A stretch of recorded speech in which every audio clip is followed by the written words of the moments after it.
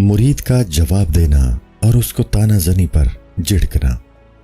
जवान कहने लगा, बस कर, तू बुजुर्गों और सूफियों को बुरा कह रही है, हालांकि उनकी शान ये है कि मशरिक व मगरिब उनके नूर से मुनव्वर हैं। उनकी अजमत के सामने आसमान का सर झुका हुआ है। जब मेरे ये अकीदे हैं तो तुझ शैतान के बहकाने से मैं शेख के दर को कब छोड़ सकता हूँ। सुन ले, शेख में जो नूर है वो नूर हक है, और अगर वो नूर बछड़े में नमूदार हो जाए तो वो किबला बन जाए, और अगर वो नूर किबला से मफकूद हो जाए तो फिर उसको सजदा करना कुफ्र और सनम परस्ती बन जाए। तू कहती है कि इस ग्रोह से अबाहत पैदा हुई है, तो समझ ले अबाहत की दो किस्में हैं। एक अबाहत तो वो है जिसे अहले कलाम अबाहत कहते हैं, यानी हराम को हलाल समझ लेना। ये ख्वाहिश नफसानी से पैदा होती है और गुमराही है। एक अबाहत वो है जो गलबा हाल से पैदा होती है, जैसे समा और वजद। ये खुदा की जानिब से है और कमाल है। हुजूर सल्लल्लाहु अलैहि वसल्लम ने फरमाया, मेरे साथ भी एक शैतान है, लेकिन अल्लाह ताला ने उसके बरखिलाफ मेरी मदद की और वो मुसलमान हो गया। जिस तरफ भी वो नूर हक चमकता है वो मजहर इश्क बन जाता है और खुदा का महबूब और फरिश्तों से अफजल होता है। हजरत आदम अलैहिस्सलाम को फरिश्तों से सजदा कराना इसी फजीलत की वजह से था। तेरा बुरा कहने से शेख बुरा नहीं हो जाएगा। तू उनके बातनी और साफ को नहीं देख सकती और जाहिर पर हुक्म लगाती है। तू बता, उनके जाहिर से ज्यादा किसका जाहिर रोशन है? तमाम इंसानों के ज़ाहरी अमाल शेख के अमाल के मुकाबले में हेच हैं। रूह के दरिया की मौजें तूफाने नूह की मौजों से तेज होती हैं, उनसे डरती रह। हजरत नूह अलैहिस्सलाम के बेटे ने उनकी कश्ती को छोड़कर कहा, मैं पहाड़ पर चढ़ जाऊंगा। एक मामूली मौज ने उसे गर्क कर दिया। रात के मुसाफिर चांद की रोशनी से फायदा उठाकर सफर करते रहते हैं, कुत्तों के भौंकने से नहीं रुकते। एक आरिफ बिल्ला शरीयत और तकवा का खुलासा होता है, उसको मारिफत खुदाबंदी हासिल होती है जो कि तकवा से पैदा होती है। ज़ुहद और तकवा खेती करने की कोशिश की तरह है और मारिफत खुदाबंदी उस खेती का उगना है। मुजाहिदा यानी अमल साले और अकीदा जिस्म की तरह हुए, और अकीदा और अमल की जान खेती का उगना और काटना है।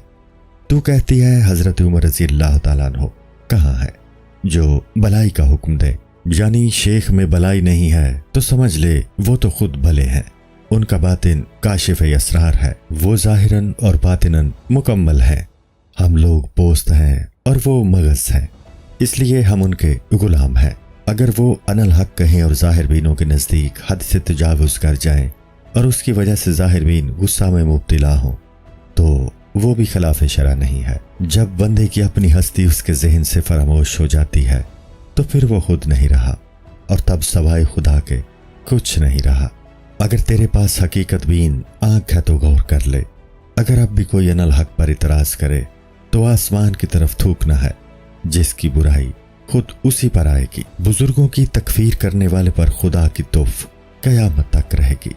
जिस तरह अबू लहब के बारे में सूरह लहब में बद्दुआ मुसलसल बरस रही है, जबकि शेख शाह है और शाह झंडे और नक्कारे का मालिक होता है, तो उनको पीटो वही कहेगा जो खुद कुत्ता होगा। शेख तो नूर हक है और बकाए कायनात उसके तुफैल है, इसीलिए तो चूंकि वो नूर है जो हुजूर सल्लल्लाहु अलैहि वसल्लम में था और जिसकी बुनियाद पर अल्लाह ताला ने फरमाया था कि अगर तुम ना होते तो मैं जमीन व आसमान को पैदा ना करता। अगर शेख को वही नूर हासिल हुआ है तो फिर अब तमाम आलम उसी के तुफैल है, चूंकि उसमें वही नूर है कि अगर वो नूर ना होता तो जमीन व आसमान ना होते। लिहाजा आसमानों की गर्दिश, समंदरों और जमीन की ये रौनकें सब उसी के तुफैल हैं। रिज़्क खोरों का रिज्क और फलों की बारिश उनके तुफैल है। फुकरा को जो सदका वगैरह देने का हुक्म है, तो ये अजीब लतीफ़ा है कि फुकरा और मशाइखी के तुफैल हमें ये दौलत मिली है तो गोया उन्होंने ही अता की। अब हमसे कहा जा रहा है कि जिन लोगों ने तुम्हें सदका दिया है तुम उनको दो, यानी हम फकीरों से कहा जा रहा है कि तू गनी फकीर को सदका दे। मुरीद बोला, ऐसे शेख के घर में तुझ जैसी औरत है, मुझे शेख से निस्बत है, वरना मैं तेरे टुकड़े कर डालता। तुझे भी शेख से एक निस्बत है, इसलिए तू मेरे हाथ से बच गई। बीवी को मलामतें करने के बाद मुरीद शेख की जुस्तजू में लग गया। किसी ने उसे बताया कि शेख जंगल में लकड़ियां लेने गए हैं। शैतान ने शेख की बीवी के सिलसिले में मुरीद के दिल में वसवसे पैदा करने शुरू कर दिए कि ऐसी बदजुबान औरत को शेख ने अपनी बीवी के तौर पर क्यों रखा हुआ है। शायद शहवत से मगलूब है। याद रखो, इस किस्म की बद औरत का शेख की बीवी होना भी खुदाई तसर्रुफ है। वो खुद मसलहत जानता है, हमें एतराज करने का हक नहीं है। वो लाहौल पड़ता, लेकिन नफ्स फिर उसके दिल में वसवसा पैदा कर देता। मुरीद इसी उधेड़ बुन में था कि शेख को एक शेर पर सवार आते देखा। उसने देखा कि शेर गुर्रा रहा है और उसकी कमर पर लकड़ियां लदी हैं और शेख उन लकड़ियों पर बैठे चले आ रहे हैं और हाथ में एक सांप है जिससे कोड़े का काम ले रहे हैं। शेख अबुल हसन रहमतुल्लाह ताला अलैहि नहीं, बल्कि हर शेख मस्त शेर पर सवार है। फर्क सिर्फ इतना है कि शेख अबुल हसन रहमतुल्लाह ताला अलैह का शेर नजर आ रहा है। दूसरे शयूख के शेर अवाम को नजर नहीं आते, सिर्फ उन लोगों को नजर आते हैं जिनको चश्मे बसीरत हासिल है। बुजुर्गों की सवारी में लाखों शेर हैं जो उनकी खिदमत करते हैं। वो शेर उनके नफ्से अम्मारा है जो उनके गुलाम बन गए हैं। शेख ने मुरीद को देखा तो हंस पड़े। उनको उसके दिल के वसवसे का इल्म हो गया था।